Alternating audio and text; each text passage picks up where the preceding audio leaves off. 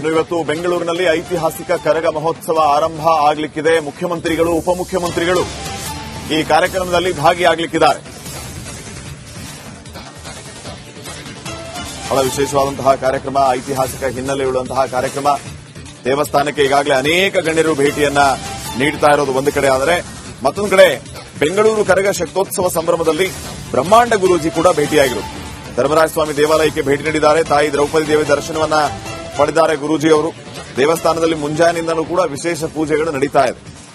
ಮುಂದೆ ದೇಶವನ್ನ ಒಬ್ಬ ಸನ್ಯಾಸಿ ಆಳುತ್ತಾರೆ. ಬ್ರಹ್ಮಾಂಡ ಗುರೂಜಿ ಈ ಸಂದರ್ಭದಲ್ಲಿ ರಾಜಕೀಯ ಭವಿಷ್ಯವನ್ನ ನುಡಿದಿದ್ದಾರೆ. ಪ್ರಧಾನಿ ನರೇಂದ್ರ ಮೋದಿ ಅವರಿಗೆ ವೈರಾಗ್ಯ ಮೂಡುತ್ತದೆ, ಈ ರೀತಿ ಭವಿಷ್ಯವನ್ನ ಅವರು ಈ ಸಂದರ್ಭದಲ್ಲಿ ಹೇಳಿದ್ದಾರೆ. ಬ್ರಹ್ಮಾಂಡ ಗುರೂಜಿ ಅವರು ಭೇಟಿ ನೀಡಿದ ಸಂದರ್ಭದಲ್ಲಿ ಈ ಭವಿಷ್ಯವನ್ನ ಹೇಳಿರೋದು. ಮುಂದೆ ದೇಶವನ್ನ ಒಬ್ಬ ಸನ್ಯಾಸಿ ಆಳುತ್ತಾರೆ, ಪ್ರಧಾನಿ ನರೇಂದ್ರ ಮೋದಿಗೆ ವೈರಾಗ್ಯ ಮೂಡುತ್ತೆ, ಮುಂದಿನ ದಿನಗಳಲ್ಲಿ ದೇಶವನ್ನ ಸನ್ಯಾಸಿ ಆಳುತ್ತಾರೆ ಅಂತ ಧರ್ಮರಾಯಸ್ವಾಮಿ ದೇಗುಲದ ಬಳಿ ಭವಿಷ್ಯವನ್ನ ನುಡಿದಿದ್ದಾರೆ.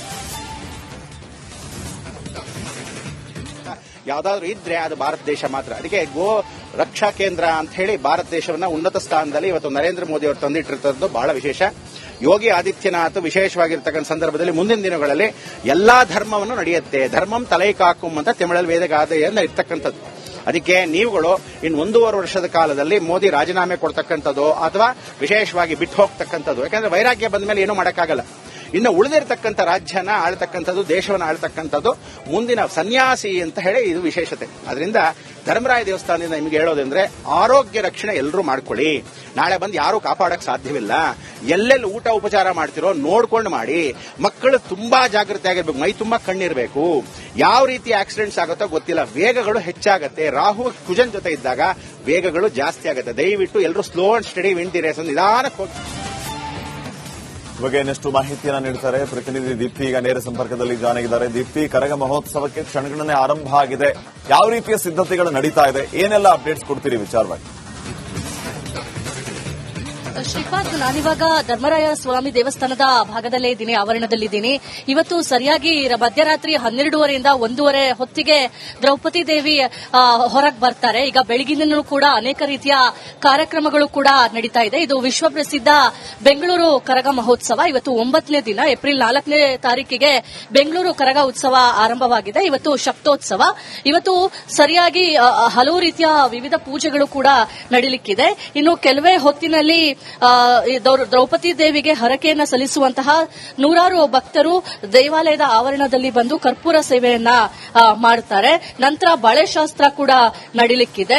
ರಾತ್ರಿ 9 ಗಂಟೆ ಸುಮಾರಿಗೆ ಸಂಪಂಗಿ ಕೆರೆಯಲ್ಲಿ ಕರಗ ಪೂಜಾರಿಯಿಂದ ಸ್ನಾನ ಆಗುತ್ತೆ. ನಂತರ ಬಿಬಿಎಂಪಿ ಮುಖ್ಯ ಕಚೇರಿಯಲ್ಲಿರುವಂತಹ ಆದಿಶಕ್ತಿ ದೇವಾಲಯದಲ್ಲಿ ಪೂಜೆ ಸಲ್ಲಿಕೆ ಆಗುತ್ತೆ. ಅದಾದ ಬಳಿಕ 12:30 ಮಧ್ಯರಾತ್ರಿ ಸುಮಾರಿಗೆ ಹೂವಿನ ಕರಗ ಆರಂಭವಾಗುತ್ತೆ. ಕೆಂಪೇಗೌಡ ಕಟ್ಟಿದ ಹಳೆಯ ಬೆಂಗಳೂರಿನ 10 ಪೇಟೆಗಳಲ್ಲಿ ಈ ಒಂದು ಹೂವಿನ ಕರಗ ಮೆರವಣಿಗೆ ನಡೀಲಿಕ್ಕಿದೆ. ಅಂದ್ರೆ ಹೂವಿನ ಕರಗದ ಮೂಲಕ ಭಕ್ತರಿಗೆ ದರ್ಶನವನ್ನ ದ್ರೌಪದಿ ದೇವಿಯವರು ಕೊಡ್ಲಿಕ್ಕಿದ್ದಾರೆ. ಈ ದೇವಿಯ ದರ್ಶನವನ್ನ ಪಡೆಯೋದಕ್ಕೆ ಇವತ್ತು ಸುಮಾರು ಲಕ್ಷ ಜನ ಸೇರುವಂತಹ ನಿರೀಕ್ಷೆ ಇದೆ. ಕಳೆದ ಬಾರಿಯೂ ಕೂಡ ಲಕ್ಷಾಂತರ ಜನ ಈ ಒಂದು ಕರಗ ಉತ್ಸವದಲ್ಲಿ ಭಾಗಿಯಾಗಿದ್ರು. ಇನ್ನು ಇವತ್ತು ರಾತ್ರಿ ಶುರುವಾಗುವಂತಹ ಕರಗ ಶಕ್ತೋತ್ಸವ ಏನಿದೆ ಅದು ನಾಳೆ ಬೆಳಿಗ್ಗೆ 6 ಗಂಟೆ ಹೊತ್ತಿಗೆ ದೇವಾಲಯಕ್ಕೆ ವಾಪಸ್ಸು ಆಗಲಿದೆ.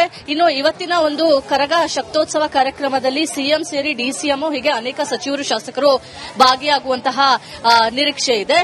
ಅಂದ್ರೆ ಪ್ರಮುಖವಾಗಿ ಕಲ್ಯಾಣಿಯಲ್ಲಿ ಈಗಷ್ಟೇ ಪೂಜಾರಿಗಳಿಂದ ಕಲ್ಯಾಣಿಯಲ್ಲಿ ಹೋಗಿ ಪೂಜೆ ಆಗುವಂತಹ ಕಾರ್ಯಕ್ರಮ ಕೂಡ ನಡೀಲಿಕ್ಕಿದೆ. ಸಾವಿರಾರು ಸಂಖ್ಯೆಯಲ್ಲಿ ಈಗಾಗಲೇ ಭಕ್ತರು ದೇವಾಲಯಕ್ಕೆ ಬಂದು ದೇವಿಯ ದರ್ಶನವನ್ನ ಪಡಿತಾ ಇರುವಂತದ್ದು. ಕಲ್ಯಾಣಿಯಲ್ಲಿ ಪೂಜೆಯ ನಂತರ ಬಿಬಿಎಂಪಿಯಲ್ಲಿರುವಂತಹ ಆದಿಶಕ್ತಿ ದೇವತೆಗೆ ವಿಶೇಷವಾದಂತಹ ಪೂಜೆಯನ್ನ ಸಲ್ಲಿಕೆ ಮಾಡಲಾಗುತ್ತೆ. ನಂತರ ಮತ್ತೆ ಇದೇ ಧರ್ಮರಾಯ ಸ್ವಾಮಿ ದೇವಸ್ಥಾನ ಆವರಣಕ್ಕೆ ಬರಲಾಗುತ್ತೆ. ನಂತರದ ಹೊತ್ತಿನಲ್ಲಿ ನೂರಾರು ಭಕ್ತರು ಏನು ಹರಿಕೆಯನ್ನ ಕಟ್ಕೊಂಡಿದ್ರು ದೇವಿಗೆ, ಅವರು ಕರ್ಪೂರ ಸೇವೆಯನ್ನ ಮಾಡ್ತಾರೆ. ಸಾವಿರಾರು ಕೆಜಿಗಟ್ಟಲೆ ಈ ಕರ್ಪೂರ ಸೇವೆಯನ್ನ ಸಲ್ಲಿಸಲಾಗುತ್ತೆ. ಇದಕ್ಕಾಗಿ ಪೊಲೀಸ್ ಇಲಾಖೆ ಹಾಗೆ ಬಿಬಿಎಂಪಿಯಿಂದ ಎಲ್ಲಾ ರೀತಿಯ ಭದ್ರತೆಯನ್ನ ಕೂಡ ಮಾಡಿಕೊಂಡಿರುವಂತದ್ದು. ಇನ್ನು ನಿನ್ನೆ ಪೊಂಗಲ್ ಸೇವೆ ಕೂಡ ಆಗಿತ್ತು. ಸಾವಿರಾರು ಭಕ್ತರು ಬಂದು ಪೊಂಗಲ್ ಸೇವೆಯನ್ನ ಕೂಡ ಮಾಡಿರುವಂತದ್ದು. ಇತ್ತು ಬೆಳಿಗ್ಗೆ ಕೂಡ ಪೊಂಗಲ್ ಸೇವೆಯಲ್ಲಿ ತೊಡಗಿರುವಂತದ್ದನ್ನ ನಾವು ನೋಡಿದ್ವಿ. ಒಟ್ನಲ್ಲಿ ರಾತ್ರಿಯ ಕರಗ ಶಕ್ತೋತ್ಸವ ಕಾರ್ಯಕ್ರಮ ಏನಿದೆ ಅದಕ್ಕೆ ಕ್ಷಣಗಣನೆ ಆರಂಭವಾಗಿದೆ. ಇವತ್ತು ಮಧ್ಯರಾತ್ರಿ 12:30ರಿಂದ 1:30 ಮಧ್ಯದಲ್ಲಿ ದ್ರೌಪದಿ ದೇವಿಯ ಕರಗ ಶಕ್ತೋತ್ಸವ ನಡೀಲಿಕ್ಕಿದೆ. Shripad, thank you Deepti. ಇನ್ನು ಇವತ್ತು ಬೆಂಗಳೂರಿನಲ್ಲಿ ಐತಿಹಾಸಿಕ ಕರಗ ಮಹೋತ್ಸವ ಆರಂಭ ಆಗಲಿಕ್ಕಿದೆ. ಮುಖ್ಯಮಂತ್ರಿಗಳು, ಉಪಮುಖ್ಯಮಂತ್ರಿಗಳು ಈ ಕಾರ್ಯಕ್ರಮದಲ್ಲಿ ಭಾಗಿಯಾಗಲಿಕ್ಕಿದ್ದಾರೆ. ಬಹಳ ವಿಶೇಷವಾದಂತಹ ಕಾರ್ಯಕ್ರಮ, ಐತಿಹಾಸಿಕ ಹಿನ್ನೆಲೆಯುಳ್ಳಂತಹ ಕಾರ್ಯಕ್ರಮ. ದೇವಸ್ಥಾನಕ್ಕೆ ಈಗಾಗಲೇ ಅನೇಕ ಗಣ್ಯರು ಭೇಟಿಯನ್ನ ನೀಡುತ್ತಾ ಇರೋದು ಒಂದು ಕಡೆ ಆದರೆ, ಮತ್ತೊಂದು ಕಡೆ ಬೆಂಗಳೂರು ಕರಗ ಶಕ್ತೋತ್ಸವ ಸಂಭ್ರಮದಲ್ಲಿ ಬ್ರಹ್ಮಾಂಡ ಗುರೂಜಿ ಕೂಡ ಭೇಟಿಯಾಗಿರು. ಧರ್ಮರಾಜ ಸ್ವಾಮಿ ದೇವಾಲಯಕ್ಕೆ ಭೇಟಿ ನೀಡಿದ್ದಾರೆ. ತಾಯಿ ದ್ರೌಪದಿ ದೇವಿ ದರ್ಶನವನ್ನ ಪಡೆದಿದ್ದಾರೆ ಗುರೂಜಿಯವರು. ದೇವಸ್ಥಾನದಲ್ಲಿ ಮುಂಜಾನೆಯಿಂದಲೂ ಕೂಡ ವಿಶೇಷ ಪೂಜೆಗಳು ನಡೀತಾ ಇದೆ. ಮುಂದೆ ದೇಶವನ್ನ ಒಬ್ಬ ಸನ್ಯಾಸಿ ಆಳುತ್ತಾರೆ. ಬ್ರಹ್ಮಾಂಡ ಗುರೂಜಿ ಈ ಸಂದರ್ಭದಲ್ಲಿ ರಾಜಕೀಯ ಭವಿಷ್ಯವನ್ನ ನುಡಿದಿದ್ದಾರೆ. ಪ್ರಧಾನಿ ನರೇಂದ್ರ ಮೋದಿ ಅವರಿಗೆ ವೈರಾಗ್ಯ ಮೂಡುತ್ತದೆ, ಈ ರೀತಿ ಭವಿಷ್ಯವನ್ನ ಅವರು ಈ ಸಂದರ್ಭದಲ್ಲಿ ಹೇಳಿದ್ದಾರೆ. ಬ್ರಹ್ಮಾಂಡ ಗುರೂಜಿ ಅವರು ಭೇಟಿ ನೀಡಿದ ಸಂದರ್ಭದಲ್ಲಿ ಈ ಭವಿಷ್ಯವನ್ನ ಹೇಳಿರೋದು. ಮುಂದೆ ದೇಶವನ್ನ ಒಬ್ಬ ಸನ್ಯಾಸಿ ಆಳುತ್ತಾರೆ, ಪ್ರಧಾನಿ ನರೇಂದ್ರ ಮೋದಿಗೆ ವೈರಾಗ್ಯ ಮೂಡುತ್ತೆ, ಮುಂದಿನ ದಿನಗಳಲ್ಲಿ ದೇಶವನ್ನ ಸನ್ಯಾಸಿ ಆಳುತ್ತಾರೆ ಅಂತ ಧರ್ಮರಾಯ ಸ್ವಾಮಿ ದೇಗುಲದ ಬಳಿ ಭವಿಷ್ಯವನ್ನ ನುಡಿದಿದ್ದಾರೆ. ಯಾವ್ದಾದ್ರು ಇದ್ರೆ ಅದು ಭಾರತ ದೇಶ ಮಾತ್ರ. ಅದಕ್ಕೆ ಗೋ ರಕ್ಷಾ ಕೇಂದ್ರ ಅಂತ ಹೇಳಿ ಭಾರತ ದೇಶವನ್ನ ಉನ್ನತ ಸ್ಥಾನದಲ್ಲಿ ಇವತ್ತು ನರೇಂದ್ರ ಮೋದಿ ಅವರು ತಂದಿಟ್ಟಿರ್ತದ್ದು ಬಹಳ ವಿಶೇಷ. ಯೋಗಿ ಆದಿತ್ಯನಾಥ್ ವಿಶೇಷವಾಗಿರ್ತಕ್ಕಂಥ ಸಂದರ್ಭದಲ್ಲಿ ಮುಂದಿನ ದಿನಗಳಲ್ಲಿ ಎಲ್ಲಾ ಧರ್ಮವನ್ನು ನಡೆಯುತ್ತೆ, ಧರ್ಮಂ ತಲೈಕಾಕುಂ ಅಂತ ತಮಿಳಲ್ಲಿ ವೇದಗಾದೆಯನ್ನ ಇರ್ತಕ್ಕಂಥದ್ದು. ಅದಕ್ಕೆ ನೀವುಗಳು ಇನ್ನು 1.5 ವರ್ಷದ ಕಾಲದಲ್ಲಿ ಮೋದಿ ರಾಜೀನಾಮೆ ಕೊಡ್ತಕ್ಕಂಥದ್ದು ಅಥವಾ ವಿಶೇಷವಾಗಿ ಬಿಟ್ಟು ಹೋಗ್ತಕ್ಕಂಥದ್ದು, ಯಾಕಂದ್ರೆ ವೈರಾಗ್ಯ ಬಂದ ಮೇಲೆ ಏನೂ ಮಾಡೋಕ್ಕಾಗಲ್ಲ. ಇನ್ನು ಉಳಿದಿರ್ತಕ್ಕಂಥ ರಾಜ್ಯನ ಆಳ್ತಕ್ಕಂಥದ್ದು, ದೇಶವನ್ನು ಆಳ್ತಕ್ಕಂಥದ್ದು ಮುಂದಿನ ಸನ್ಯಾಸಿ ಅಂತ ಹೇಳಿ ಇದು ವಿಶೇಷತೆ. ಅದರಿಂದ ಧರ್ಮರಾಯ ದೇವಸ್ಥಾನದಿಂದ ನಿಮ್ಗೆ ಹೇಳೋದಂದ್ರೆ ಆರೋಗ್ಯ ರಕ್ಷಣೆ ಎಲ್ಲರೂ ಮಾಡ್ಕೊಳ್ಳಿ. ನಾಳೆ ಬಂದು ಯಾರೂ ಕಾಪಾಡಕ್ ಸಾಧ್ಯವಿಲ್ಲ.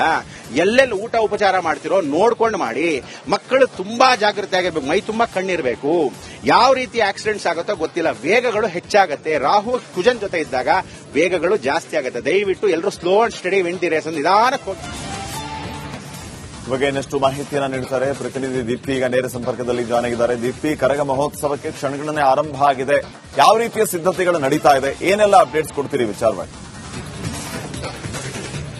ಶ್ರೀಪಾದ್, ನಾನಿವಾಗ ಧರ್ಮರಾಯ ಸ್ವಾಮಿ ದೇವಸ್ಥಾನದ ಭಾಗದಲ್ಲೇ ಇದ್ದೀನಿ, ಆವರಣದಲ್ಲಿದ್ದೀನಿ.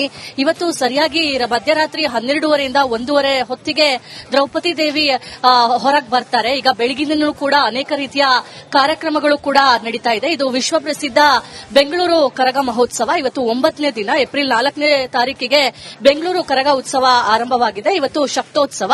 ಇವತ್ತು ಸರಿಯಾಗಿ ಹಲವು ರೀತಿಯ ವಿವಿಧ ಪೂಜೆಗಳು ಕೂಡ ನಡೀಲಿಕ್ಕಿದೆ. ಇನ್ನು ಕೆಲವೇ ಹೊತ್ತಿನಲ್ಲಿ ದ್ರೌಪದಿ ದೇವಿಗೆ ಹರಕೆಯನ್ನ ಸಲ್ಲಿಸುವಂತಹ ನೂರಾರು ಭಕ್ತರು ದೇವಾಲಯದ ಆವರಣದಲ್ಲಿ ಬಂದು ಕರ್ಪೂರ ಸೇವೆಯನ್ನ ಮಾಡುತ್ತಾರೆ. ನಂತರ ಬಳೆಶಾಸ್ತ್ರ ಕೂಡ ನಡೀಲಿಕ್ಕಿದೆ.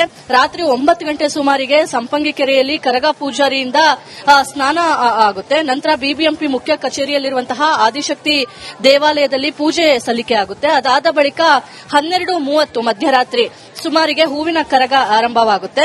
ಕೆಂಪೇಗೌಡ ಕಟ್ಟಿದ ಹಳೆಯ ಬೆಂಗಳೂರಿನ 10 ಪೇಟೆಗಳಲ್ಲಿ ಈ ಒಂದು ಹೂವಿನ ಕರಗ ಮೆರವಣಿಗೆ ನಡೀಲಿಕ್ಕಿದೆ. ಅಂದ್ರೆ ಹೂವಿನ ಕರಗದ ಮೂಲಕ ಭಕ್ತರಿಗೆ